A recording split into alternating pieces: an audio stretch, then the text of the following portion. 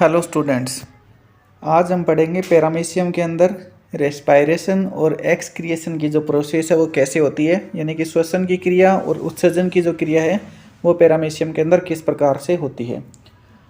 Respiration का मतलब क्या होता है कि ऑक्सीजन को शरीर के अंदर लेना और CO2 को शरीर से बाहर निकालना। इसे हम क्या बोलते हैं, रेस्पिरेशन या श्वसन बोलते हैं। तो पैरामीशियम के अंदर रेस्पिरेशन कैसे होता है, तो respiration in paramecium occurs by simple diffusion, यानी कि साधारण विसरण की प्रक्रिया जो है उसके जरिए पैरामीशियम के अंदर रेस्पिरेशन होता है थ्रू जनरल बॉडी सरफेस या सेमी परमिएबल मेम्ब्रेन। और इसमें मदद कौन करता है, ये जो सेमी परमिएबल मेम्ब्रेन होती है या जो बॉडी सरफेस होती है इसे हम क्या बोलते हैं, पेलिकल। तो पेलिकल इसमें मदद करती है रेस्पिरेशन के अंदर। ठीक है। अब पैरामीशियम जो है वो कहाँ पर पाया जाता है, फ्रेश वाटर के अंदर पाया जाता है, स्वच्छ जल के अंदर पाया जाता है। तो पैरामीशियम में बाहर की तरफ तो क्या होता है, आउटसाइड, यानी कि पानी के अंदर तो क्या होता है, ऑक्सीजन की का जो लेवल होता है वो ज़्यादा होता है। और पैरामीशियम का जो साइटोप्लाज्म है वहाँ पर क्या होता है कि ऑक्सीजन का लेवल कम होता है, यानी कि अंदर तो ऑक्सीजन की कंसंट्रेशन कम होती है और बाहर ऑक्सीजन की कंसंट्रेशन ज़्यादा होती है। इसी तरह बाहर CO2 की कंसंट्रेशन कम होती है और अंदर CO2 की कंसंट्रेशन ज़्यादा होती है।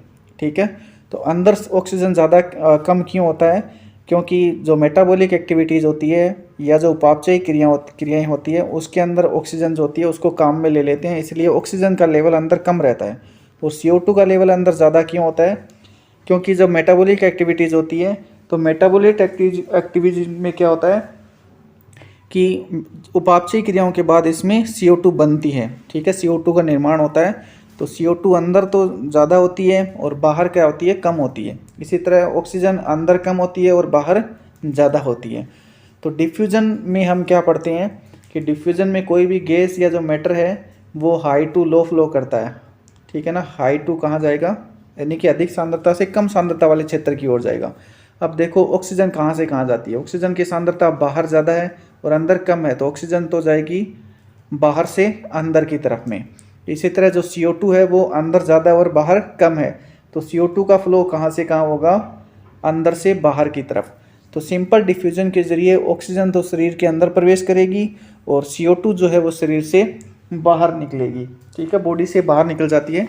इस तरह से पैरामीशियम के अंदर क्या होता है, रेस्पिरेशन या श्वसन की क्रिया होती है। अब पैरामीशियम के अंदर एक्सक्रिएशन या उत्सर्जन की क्रिया कैसे होती है, तो मेटाबॉलिक एक्टिविटीज़ के ज़रिए जो वेस्ट मटेरियल बनता है, वेस्ट मटेरियल मतलब एक तो हो गई CO2 और दूसरा जो नाइट्रोजन युक्त जो पदार्थ होते हैं जैसे अमोनिया हो गया, तो ये जो है वो क्या होता है, मेटाबॉलिक वेस्ट होते हैं। तो ये भी कैसे निकलेंगे, बॉडी से बाहर कैसे निकलेंगे, सिंपल डिफ्यूज़न के ज़रिए।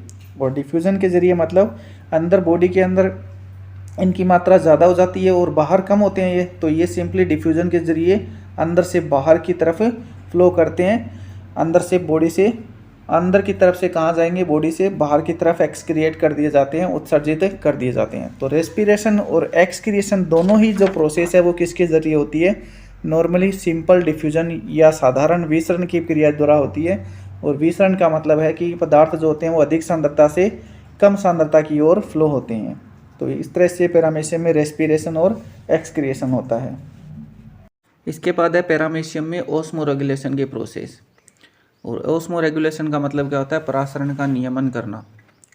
और परासरण का नियमन पैरामीशियम के अंदर कैसे होता है कि पैरामीशियम जो है वो फ्रेश वाटर के अंदर पाया जाता है और फ्रेश वाटर में साल्ट की कमी होती है, साल्ट की मात्रा जो होती है वो कम होती है। तो पैरामीशियम की बॉडी के अंदर क्या होता है, जो साइटोप्लाज्म प्रेजेंट होता है उस साइटोप्लाज्म का कंसंट्रेशन ज़्यादा होता है, जबकि बाहर आउटसाइड क्या होता है, वाटर कंसंट्रेशन जो है वो कम होता है। तो एंडोऑस्मोसिस की प्रोसेस होती है और एंडोऑस्मोसिस के जरिए बाहर से पानी जो है पैरामीशियम की बॉडी के अंदर एंटर करता है, प्रवेश करता है। और दूसरा क्या होता है कि पैरामीशियम जब फूड लेता है या भोजन जब ग्रहण करता है तो बाहर की तरफ से क्या बनता है, वाटर करंट बनता है। और वाटर करंट के साथ फूड मटेरियल जो है पैरामीशियम की बॉडी के अंदर आते हैं। तो वाटर करंट के थ्रू भी पैरामीशियम की बॉडी के अंदर जल जो है वो प्रवेश करता है। तो दो तरीके से पैरामीशियम की बॉडी के अंदर पानी अंदर एंटर करता है। तो पैरामीशियम की बॉडी जो होती है वो फूलने लग जाती है। और एक सिचुएशन ऐसी आती है कि जब बॉडी जो वो फूल कर फट सकती है, पैरामीशियम की डेथ हो सकती है।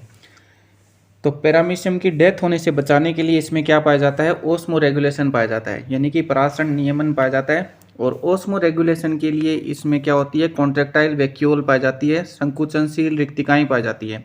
एक संकुचनशील रिक्तिका तो होती है एंटीरियर एंड की तरफ और एक होती है पोस्टीरियर एंड की तरफ। तो 2 कॉन्ट्रैक्टाइल वैक्यूल पैरामीशियम के अंदर पाई जाती है। और ये कॉन्ट्रैक्टाइल वैक्यूल क्या काम करती है, जो पानी की एक्स्ट्रा अमाउंट होती है या एक्स्ट्रा अमाउंट ऑफ वाटर जो होता है, पानी की अतिरिक्त मात्रा जो होती है उसको बॉडी से बाहर निकालने का काम करती है। तो इसे हम क्या बोलते हैं, ओस्मो रेगुलेशन या परासरण नियमन बोलते हैं। तो ये टॉपिक यहाँ पे ख़त्म होता है। वीडियो अगर अच्छा लगे तो लाइक शेयर और सब्सक्राइब ज़रूर करें। Thank you.